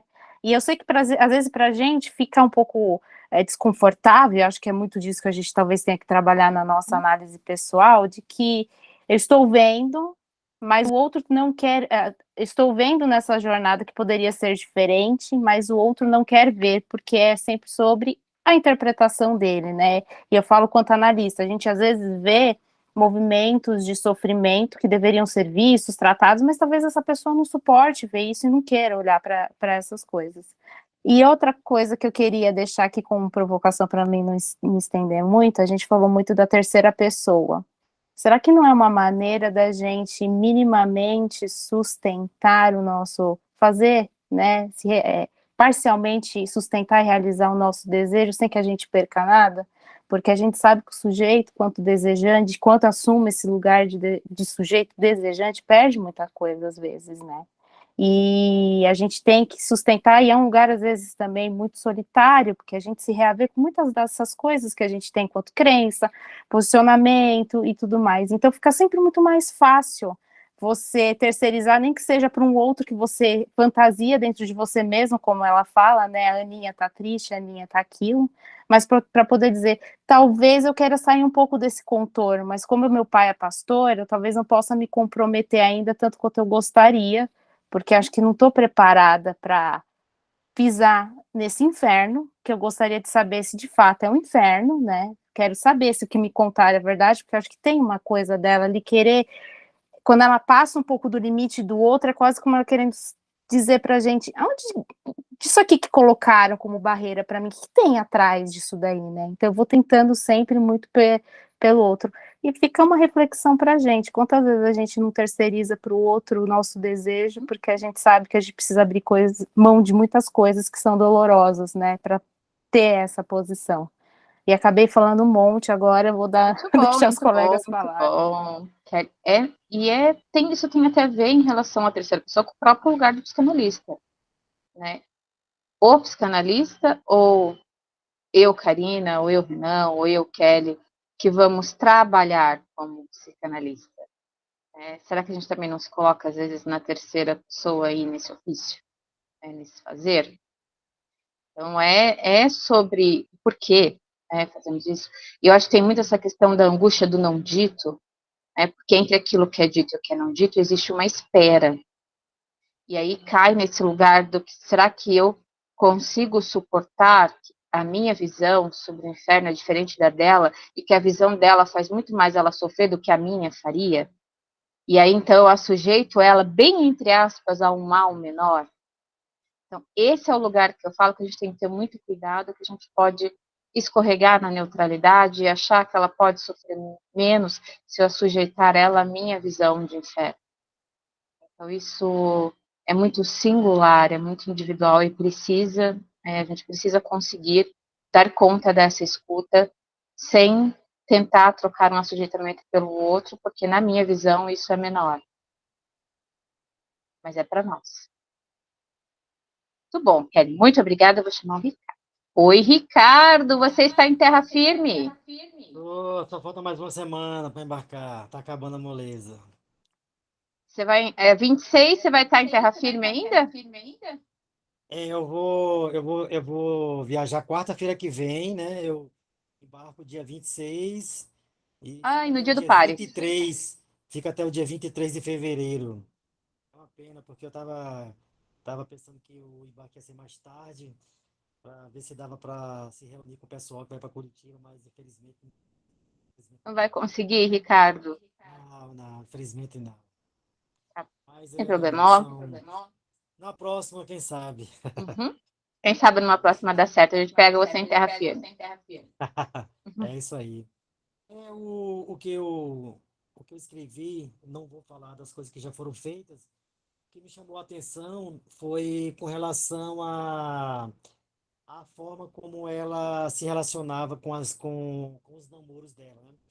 Por ela ser uma pessoa cristã e estar sempre presente na igreja, porque o pai era católico, eu fiquei na dúvida por que os relacionamentos, porque a procura dos relacionamentos que ela fazia, porque seria pela internet, sempre pela internet, né? E não assim, na própria igreja que ela frequentava, das pessoas que ela conhecia. E assim, por que essa necessidade de buscar um site, fazer pela internet, conhecer alguém pela internet e ficar tanto tempo assim tentando conhecer essa pessoa, se ela tem uma vida normal, assim, né, uma vida normal na rua, na vida dela, no trabalho, na escola. Por que pela internet? E aí vem aquela questão, se é pela internet, existe uma distância dessa pessoa, né? Pode ser num estádio, eu não sei qual é o estado que ela mora, possa ser que seja num estado assim longe ou num estado perto.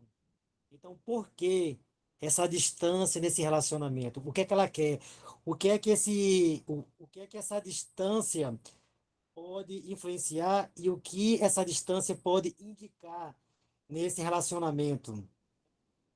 O que essa distância quer dizer para ela quando ela quer um relacionamento e ela quer se entregar, mas se é pela internet, e se toda vez ela não mostra num relacionamento a afetividade e o carinho de uma mulher para um homem. Sim, ela bota sempre a questão da religião, ela sempre bota a questão se o outro tem fé, ela bota sempre a questão se a pessoa sabe falar dos conceitos da igreja evangélica e não da católica. Então, ou seja, ela se preocupa muito com os significantes que os namorados falam para saber se o que ele fala está dentro da cultura da religião dela. Então, isso foi um assunto assim, que eu não lembro se alguém falou disso, então eu vou só mencionar isso. E uma outra coisa que eu também anotei foi a questão dos três tópicos, né, do id, ego e superego, principalmente do superego, né, porque o superego, a gente sabe que ele é criado na infância, e como ele é criado na infância, vem aquela questão da culpa e da vergonha. Então, que culpa ela tem por dentro de si, dela querer ser uma pessoa que ela não é, e que vergonha é essa que ela pode ter de e não ser quem ela é. Ou seja, esse conflito que existe entre o id e o ego dela, para que exista e sobressaia essa angústia que tem. E a angústia vem disso, né? Dessa briga, desse Do conflito. conflito. Isso, desse conflito entre o ego e o superego.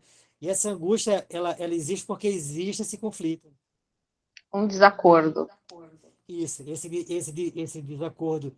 E essa confusão que existe entre o eu ideal e o ideal do eu, né? Você é isso, mas você deve ser isso. Você é aquilo, mas você deve ser aquilo. Ou seja, Aí a ela tem gente que entra em perceber Ana, Aninha, isso, né? isso mesmo. Essa Ana que é o eu ideal e a Aninha que é o ideal do eu. Ou seja, ela é uma coisa, mas o pai, ou a família, ou a sociedade quer que ela seja outra coisa. Deixa eu ver. A questão da religião, não, você falou. A questão. Esse preconceito também muito grande das religiões, que eu não vou falar. Não vou dar internet. Eu acho que basicamente foi esses tópicos que eu não vi. Muito bom, Ricardo. A questão de como é que ela lida com relacionamentos presenciais. Por que que ela evita, talvez, o meio dela para se relacionar e ela busque. E se a gente vê, tem um desejo dela para as redes sociais, porque ela traz isso várias vezes na sessão. E tem outro movimento que você trouxe que eu acho que é legal da gente olhar. Apesar dela buscar uma validação para si mesma, ela está constantemente avaliando o comportamento do outro. Porque se ele fosse isso, ele saberia que é assim. Né? Então, essa posição do julgamento, dessa avaliação da leitura do outro, isso também é presente e é excessivo. E normalmente a gente entra naquilo, como é que ela faz a leitura do outro. Será que de alguma forma eu sou superior a alguém? Ou como ela chega nesse lugar? E como diz a Kelly, como ela desconstrói isso, e como a gente provoca essa desconstrução em relação a como ela se vê e como ela vê o outro. Muito bom, Ricardo. Muito bom. Muito obrigada. Eu vou chamar o Renan. Oi, Renan. Só uma curiosidade, né? Você sabe, quando a gente nasce, tem aquela teoria de Lacan, que a gente já recebe um significante antes mesmo de nascer, que é o nosso nome, e a Aninha recebe um apelido. O apelido que ela recebe, Menina dos Olhos de Deus. Vocês sabem de onde vem isso? Do Salmo 17. E quem escreveu o Salmo 17? Davi, ele mesmo. Sabe quem é Davi? É o maluco preferido de Deus na Bíblia.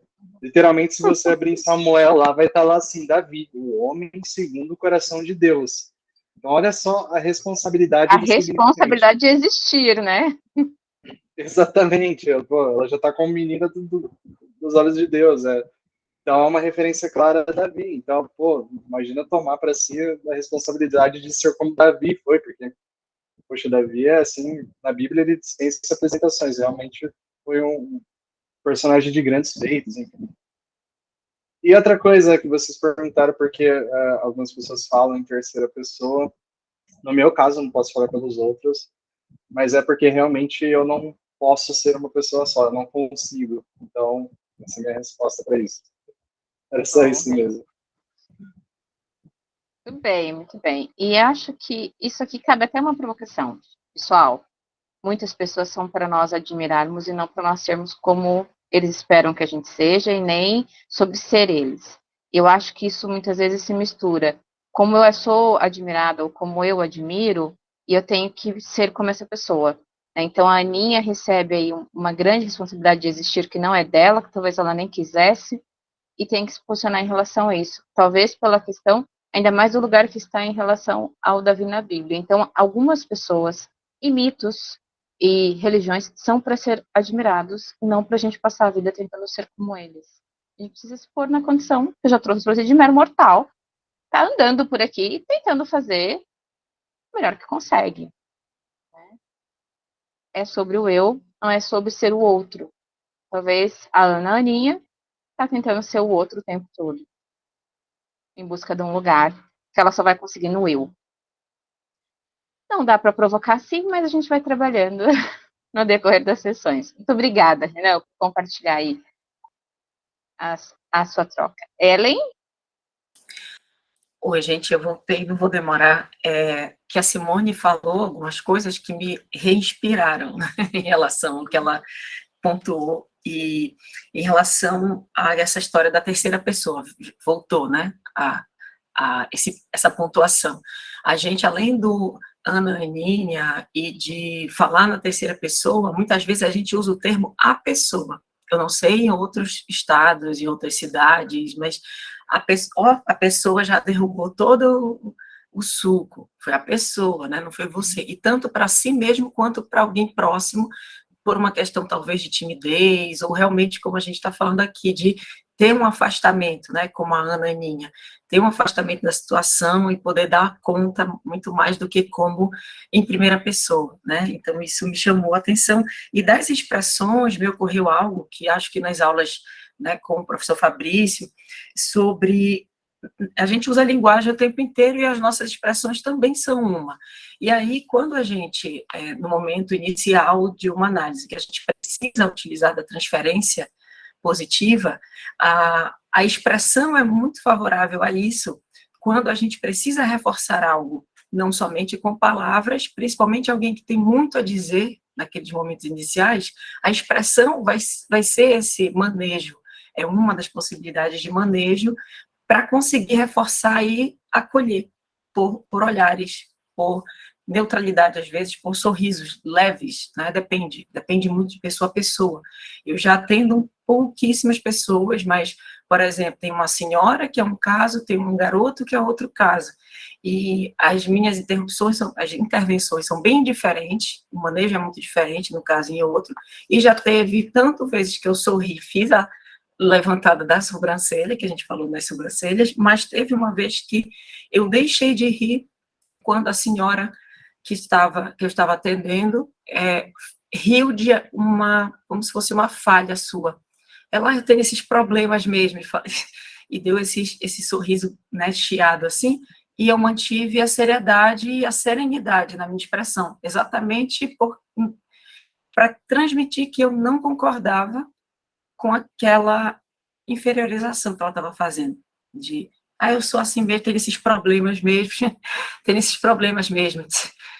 E aí eu sei que aquilo foi acolhedor pela forma como continuou fluindo, então a gente também pode usar, tanto na transferência positiva, quanto, né, a gente pode regular isso, assim como a nossa linguagem, o momento de provocar e não provocar, a gente também pode provocar e comunicar muito com as nossas expressões, são comunicações também, é isso. E, tá aí, alguém ficou com medo, acho que a Simone falou será que na hora, né, vou conseguir controlar, como o Roger falou que controlou, né, o isso, aí tem o boa, né, que a Karina fala pra gente, mas a gente, na hora que a gente gosta muito do que tá fazendo aqui, a gente se conecta, é diferente, a gente está ali imerso naquela escuta, é muito diferente, eu não sei explicar aqui, só para quem já, aqui a Kelly falou que já atende, o Roger, só para quem já faz isso, você se conecta, então, até o momento em que você está querendo sorrir, você consegue não sorrir, se aquilo foi importante, né, naquela conexão com a escuta, isso. É um lugar difícil de explicar. O mais perto que eu já cheguei de conseguir transmitir isso para alguém é como se eu escutasse as palavras e visse as palavras. É um lugar muito difícil da gente traduzir. Eu acho que a gente nem consegue nomear o que é essa escuta desse outro. É como se as palavras fossem palpáveis. Né? Como se elas têm, não é só uma leitura de um quadro informativo que a gente passa e vai embora. Então, elas têm um impacto diferente, porque a gente está ali em posição de escuta. Mas é muito difícil mesmo de conseguir nomear. Acho que a gente vai passar um bom tempo aí tentando. Tudo bem, pessoal, eu vou passar os nossos slides antes da gente encerrar. São curtinhos.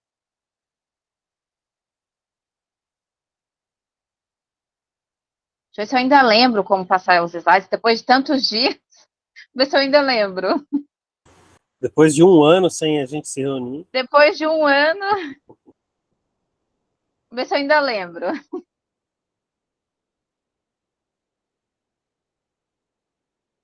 Tá aparecendo para vocês, né? Opa, que eu já estou lá na frente. Vou voltar. Ficou maior. Então, nosso módulo 11, o caso Ana.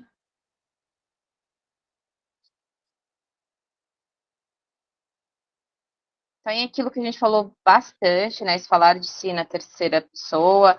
A Ana tá com o coração machucado, partiu meu coração, a Ana tá machucada, pode me chamar de Aninha. E ela delimitar esse lugar aqui, eu sou a Ana, aqui eu sou a Aninha. Ela dar essas indicações, isso na nossa escuta é importante ver onde é que essas indicações estão indo, até para entender a separação que ela está fazendo entre a Ana e a Aninha. Eu sou assim, bem menina, a gente consegue nesse movimento ela mais regressivo. Apelido da igreja, como o Renan trouxe, aquilo que a gente falou bastante hoje, a menina dos olhos de Deus, essa grande responsabilidade não existir. Assim me vejo, ela ainda concorda, né, uma menina. Você deve me achar bobinha, não é Aninha bobinha. Novamente a gente tem a Aninha nesse lugar da criança. Daí você reconhecer mais da Aninha lá no Instagram. A Aninha tá muito triste, que aí entra no que a Ellen também falou, essa questão, né, ela querer mostrar a Aninha. A Aninha tá muito triste mesmo. Por que isso acontece comigo? É mais ou menos quando as crianças perguntam, por que isso acontece comigo? Eu não estou entendendo. Eu não tenho recurso para entender isso. Então, eu preciso, mas essa busca que ela tem que vivenciar. E talvez essa Aninha tenha chances de crescer e encontrar a Ana, né? Ou ela arrumar um lugar para a Aninha. A gente vai falar de mecanismos de defesa, que tem bastante, a gente já nomeou eles hoje aqui. Introjeção e identificação. Se ver com a menina de Deus, pelo que todos falam para ela, que ela é aquilo que a gente falou. E essa introjeção a gente notou no SET, a partir do momento que ela tenta avaliar o que o analista, a partir daquela expressão, talvez tenha pensado dela. Aí o meu nome é Ana, pode me chamar de Aninha, onde ela faz essa apresentação. E ela se descreve assim: me vejo uma menina inocente, pura e com a vida entregue para Deus. E aqui, se a gente notar, ela está apresentando a Ana. Ela trouxe a Ana. A regressão, Ana e Aninha, quando fala de si mesma na terceira pessoa, como ela se vê? Pode significar voltar a alguma das fases do desenvolvimento e as suas percepções infantis.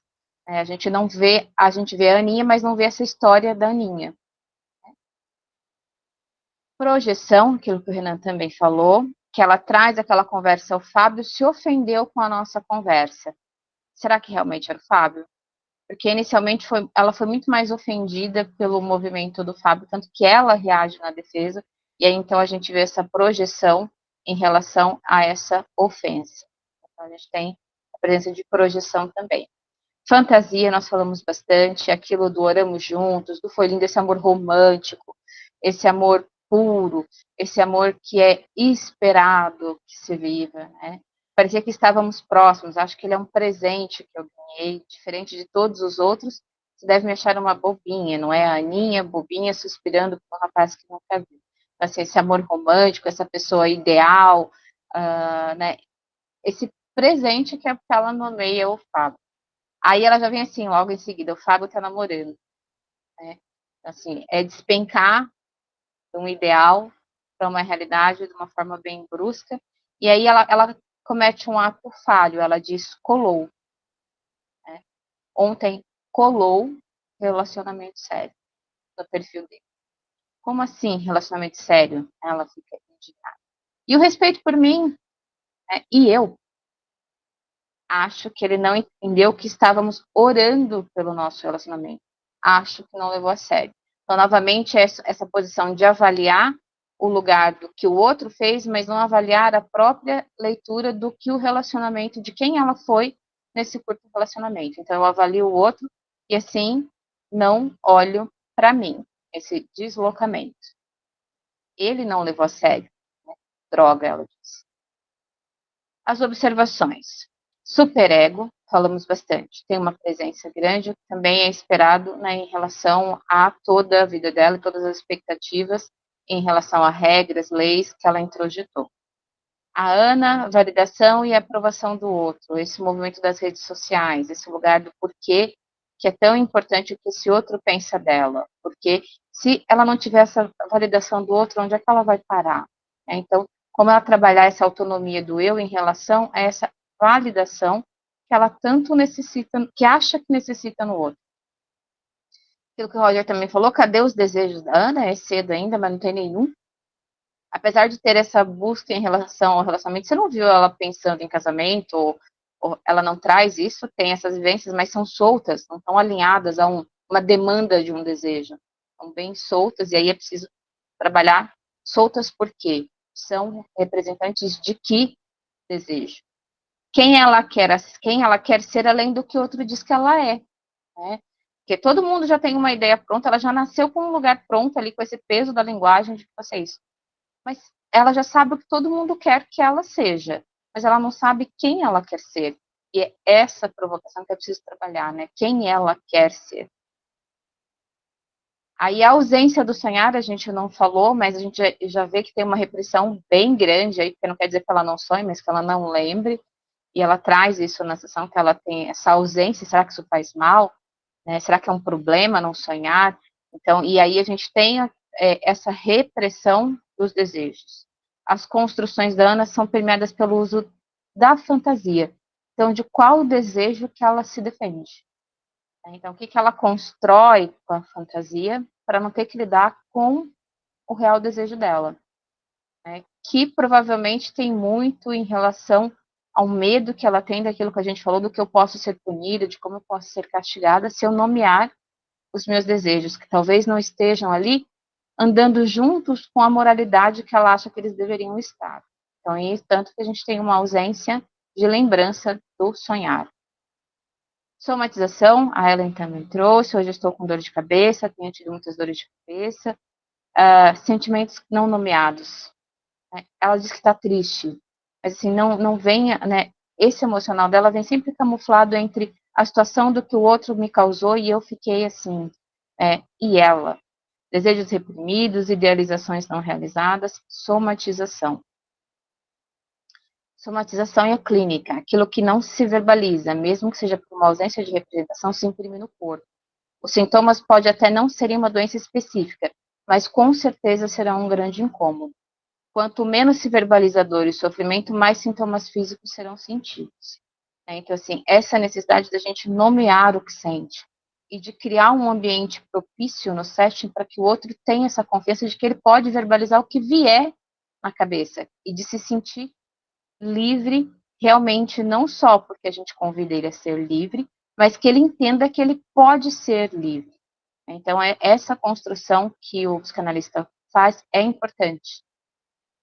Que ele não só um convite, mas que ele se sinta que esse convite é verdadeiro e que pode falar o que vier na cabeça. Transferência. Posso te fazer uma pergunta? Por que você não aceitou a minha solicitação de amizade? Podíamos ser amigos no Instagram. Sei que pessoalmente não é ético, mas poderíamos ao mesmo manter contato por lá. Daí você ia conhecer mais da Aninha. Acho que ia ajudar na terapia. Fábio nunca curtiu minhas postagens. Também acho estranho. Então, ela emenda o que você poderia fazer com uma outra pessoa que, de alguma forma, teve ali na vida dela. Então, quem é que ela está vendo no psicanalista ou na psicanalista está atendendo ela? Então, a gente vê esse vínculo transferencial aí dos afetos, o desagrado de ele nunca curte as minhas postagens. Será que não gosta de mim? É muito esse movimento atual que a gente vê, não curtiu. Será que não gostou? A gente se avaliar-se pelo movimento do que o outro teve em relação à minha postagem. Isso é muito palpável hoje, é uma realidade em que as pessoas contabilizam esse afeto, ou a minha aprovação, ou a minha desaprovação, em relação a como as pessoas interagem naquilo que eu posto e mostro. Né? E aqui a gente trago novamente esse lugar desse terno do Fábio, desse não quero mais saber do Fábio, porque como é que ela lida com as frustrações? Ou não lida? Quando é que quem ela é quando não é atendido aquilo que ela acha que é uma vontade, que é um desejo. Quando as coisas fogem do controle. Aí é só umas observações e reflexões na clínica, quais as figuras de afeto da Ana, que foi aquilo que a gente falou hoje. A ausência da mãe e do pai, apesar de ser uma família grande e dela ter um meio religioso que também, provavelmente, tem muitas pessoas que transitam, ela não traz, não aparece na associação. Ela só diz, eu moro com os meus pais, sou mais nova de 7 irmãos, meu pai é pastor e sempre vivemos na igreja. Não há pessoas da igreja na associação, cadê os amigos? Cadê as pessoas que são importantes para ela? A Ana compartilha muito da sua vida externa e de relacionamentos. Como é a vida familiar? Ela está buscando um social fora do meio que ela vive. Por quê? Por que ela busca? Ela que tem um social colocado, nomeado, e ele não vem, e ela está buscando uma vida fora desse social, como o Ricardo trouxe, usando recursos virtuais. Será que ela gosta desse meio mesmo? Aí a gente tem repressão à religiosidade, a gente falou isso, né? Não só com a religiosidade, mas a nossa sociedade, as regras, isso tudo. Usamos uma boa dose de repressão, que também é necessária para a gente viver aí, né, em sociedade, precisamos dela, né? Não dá para sair agredindo as pessoas, então não só a religiosidade, mas como a nossa vida em sociedade faz com que a gente aplique e use muito a repressão. Aí é o analista na clínica, que eu também trouxe, essa divergência religiosa, analista e analisando, e a clínica da escuta, o quanto é importante que a gente separe aquilo que é nosso, as nossas posições, as nossas leituras sobre a religiosidade, não só sobre a moralidade de uma forma bem geral, e manter isso fora do setting, para que o outro tenha a segurança necessária para expressar tudo o que ele precisa expressar. Respeitar o conteúdo do analisando. É aquilo que eu estava dizendo, olha, a gente não pode querer sujeitar ele a uma dor que eu, como analista, entendo que é menor. Porque eu acho que a pessoa sofreria menos se ela não acreditasse no inferno como ela acredita. Isso tem a ver com a construção do analista e com o desejo do analista, não com o analisando. Então, é preciso respeitar e trabalhar o conteúdo a partir dele e não a partir do nosso ponto de vista. Neutralidade, né? Já falamos bastante, eu não vou nem expandir aqui, porque nesse caso aqui, se ela não houver, perdemos a sessão. Escuta atenta e livre de julgamentos. A gente está como analisando em que ser julgada e julgar é parte da rotina dela. É preciso que ela entenda o que é viver sem o peso do julgamento, que ela sinta o que é viver, falar e se escutar sem o peso do julgamento. É uma nova forma de relação que ela vai experimentar com o analista. Se o analista vai para lá de estar certo e errado, é mais do mesmo.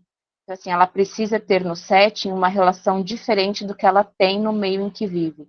Então, isso é uma construção que a gente precisa ter. A escuta atenta, né, até para pensar as nossas posições e como a gente vai trabalhar a partir da fala do outro. Condução além do que aparenta ser, condução pela escuta e não por princípios religiosos. Não é sobre a religião que a Ana escolhe viver, mas sobre aquilo que ela não vive, não é só sobre o que ela nomeia, mas é sobre aquilo que ela não diz, não é só o que ela mostra, mas sim o que falta. A religião é, sem dúvida, grande no discurso da Ana, mas embaixo dela existem muitas outras coisas. Então, a gente não pode se fixar só nela, é preciso entender que é a vivência da Ana, mas que, além disso, existem muitas outras coisas para olharmos. Aí eu trago aqui as dicas de leitura, que é os fundamentos da psicanálise do Freud e Lacan, a da fantasia do Coutinho Jorge, e o caso Ana O, que também tem muitas fantasias, e a Ana O, ela é atravessada por esses teatros mentais, é assim que o Breuer traz no livro Estudos sobre Histeria, que ela é acometida, né, por teatros mentais, então é um lugar interessante da gente ter contato com esse funcionamento psíquico que opera aí com bastante fantasia. E é isso, meus queridos, eu vou tirar aqui para vocês.